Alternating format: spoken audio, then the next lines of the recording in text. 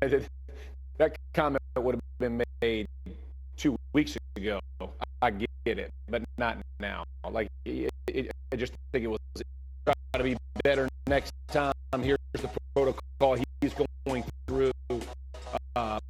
But it frustrates me when I hear that because, again, you're 2 weeks late on that comment.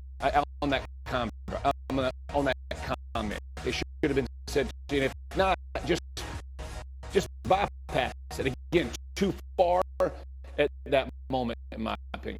And Marcus, I've not heard from you. I know you were on First Take on Friday, but you were not here. What is your perspective on this story, which obviously has gotten an enormous amount of attention all across the spectrum, even beyond football fans, and then on what the coach said yesterday? Yeah, a lot of what Jeff said, but I want the athletic, the head trainer to say something. And I understand they going out there with something hurt or some type of issue physically. The other part is when we saw what happened in Cincinnati, we should have been on Sunday when they played against the Buffalo Bills is where we should have went to, because we saw Tua be concussed. And I think I said it, I talked about this on First Take last week, G. We should have been raising holy hell. I should have been raising holy hell about Tua even playing a Bills game. It ain't no way in hell Tua should have played Thursday against the Cincinnati Bengals. I'm not even talking about him getting tackled and hitting his head against the Cincinnati Bengals. I'm talking about this right here. Look at him. He shook his head. He wobbly, trying to figure out what's going to happen. He falls again. And we accept it because we become desensitized to it and just take the word of the people that's evaluating him.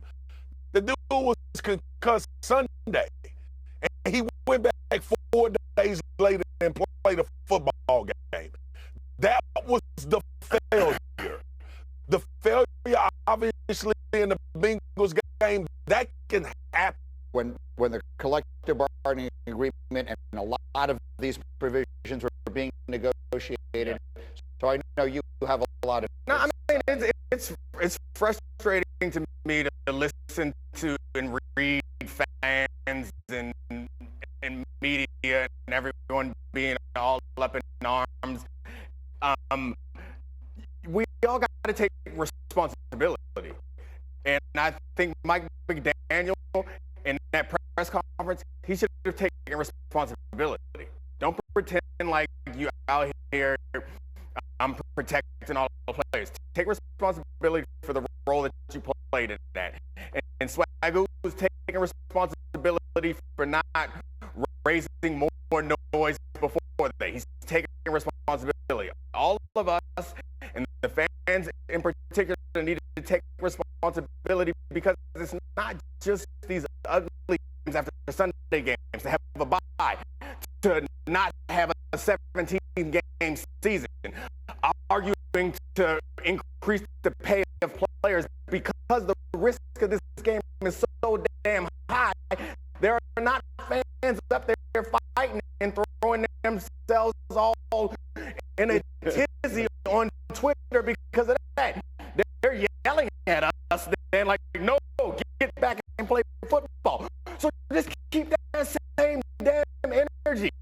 You give a damn about Tua now, give a damn about all the rest of the players in the offseason when we're trying to fight to have a second opinion about playoff seeding. That stuff matters. The Ravens are not putting themselves in a good position to set themselves up for the playoffs right now by blowing these leads. And if they can't find answers between now and the postseason, they're not likely to last. Look, a quarterback is having an MVP caliber year in Lamar Jackson. And yet, I want to go back to the decision that John Harbaugh made the other day. By now, you've probably seen it, but on 4th and goal from the 2 in the fourth quarter of a tie game, he chose to go for it rather than kick the field goal and let his defense try and preserve a 3-point lead. The worst of all possible scenarios is what took place, because not only didn't they score, but it was an interception that turned into a touchback, so the Bills weren't even trapped deep in their own territory. But what surprised me yesterday, and I particularly want to hear from Dominique and Marcus on this, the defensive guys on our show, both Ryan Clark and Rex Ryan,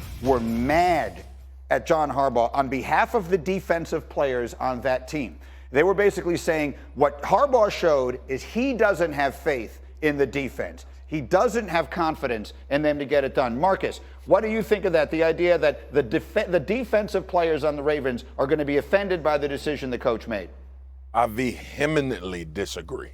Okay? Ooh, thank you. If Lamar Jackson is my quarterback, I am going to go for it on 4th down to try to put Josh Allen and the Buffalo Bills away. I have no problem with what John Harbaugh did. And yeah, look, man, we got a lot of pride as defensive players.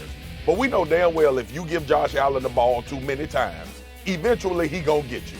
And that's what happened. So the Ravens was going for at least a tie if Josh Allen was gonna walk the ball down the field. I think you do this because you saw your defense give up some deep balls. You saw your defense give up some big plays. So you try to defend against that by saying at least if they go down and score a touchdown, we can get this thing into overtime. And guess what happens in overtime? I still got Lamar Jackson. This, it's something that you say. I don't know because the tough thing about saying that is you still had a chance, defense, to stop them. Thank you. You can't give up a 80-yard drive. And I know no one on the Ravens is saying this, and I know it was Rex and RC saying it on their behalf, but it's easy to say it. In that moment, it's real hard to say it after you give up a game-winning drive. You seem very skeptical. Oh, bro, this is a ridiculous comment. But I don't care.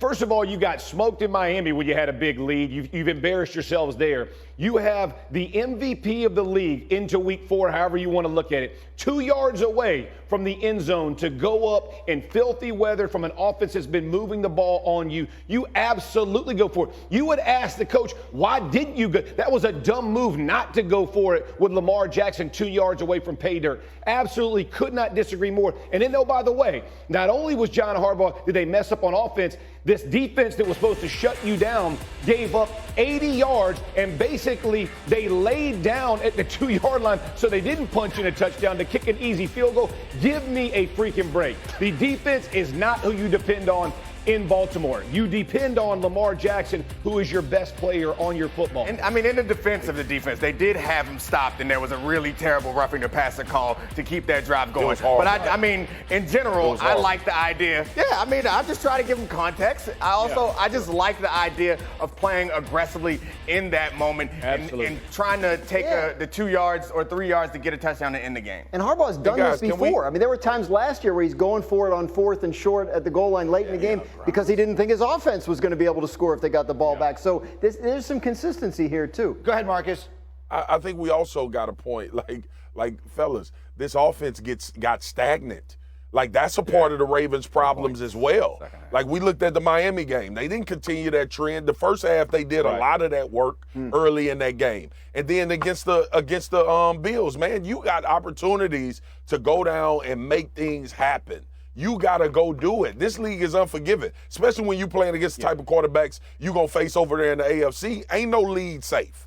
So let's talk about that for a minute, because the AFC North, which we thought was going to be so great, the Steelers are giving up on their quarterback, the Browns are losing terrible games, and the Bengals have gotten off to a bad start. Are the Ravens, is that defense going to be their Achilles heel? Can they be a Super Bowl team this year with that defense? Not unless they get better on the defensive side. Listen, you can score all the points you want. You can't protect the 21-point lead, you ain't winning the Super Bowl. Bottom line, defense has got to get better. Yeah, I mean, I think the defense does have to get better, but they also need to get better offensively. In that second half, they couldn't score any points. And once you realize, which there's no answer for the defense at this point. There's not going to scheme their way out of this. But the offense does have the talent to completely dominate people. So they need to, in certain situations like the Cowboys, their defense is taking pressure off the offense. But right now, we need the offense to take the pressure off the defense in Baltimore. Okay, but here's the deal. The defense did give them short field for their first points. Yeah. So, like, this is a complementary type football team. This isn't one where the Baltimore Ravens are going to score 50 points a game. But the style of play should help their defense because they're eating up clock, they're staying on the field, and then they score touchdowns. It can't be a field goal kicking football team. Yeah. It's got to be the other way. Really quick thought, Marcus, go. Just one thing. Offensively, Ravens, when you get down and you're going for a game winner, don't just drop Lamar Jackson straight back. Bro. Just going for